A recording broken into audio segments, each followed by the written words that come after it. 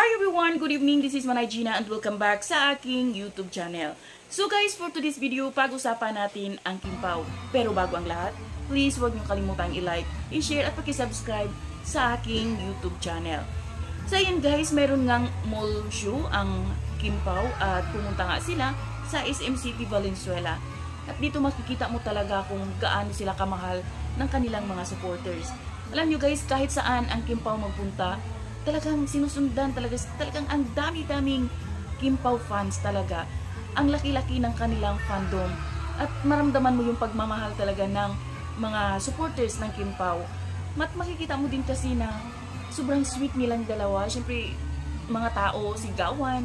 Alam mo yung pagpasok pa lang nila, grabe na yung sigawan ng mga tao.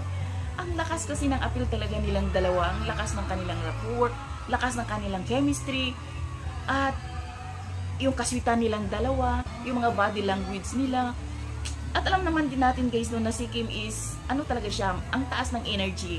Pero si Paulo kasi, kilala siya na matahimik, na pangiti-ngiti lang. Yung parang, ano siya, yung hindi siya kagaya kay Kim na sobrang maingay. Tahimik talaga si Paulo. Pero dito nung naging sila ni Kim ang magka-partner, talagang nadala ni Kim si Paulo sa kaingayan niya. Talagang si Paulo nga sumasabay sa ingay ni Kim, sumasabay sa energy ni Kim na ang taas-taas. Kung dati ang isang Paulo Abilino is nasa isang tabi lang, isang tanong, isang sagot. Pero ngayon guys, grabe sobrang maano na siya, nakikisabay na sa ingay at sa energy ni Kim. Kaya nga ang daming natutuwa, ang daming nagagalak sa kanilang dalawa, na kinikilig, kasi nga sila gumalaw. Ang galing. Masabi mo talaga na mayroong something sa kanilang dalawa. Pero kasi, hindi pa naman sila nag-confirm. Parang, kumbaga siguro, ayaw muna nilang sabihin. Kung meron man. Kung wala naman, ang importante naman is, sinusuportahan sila.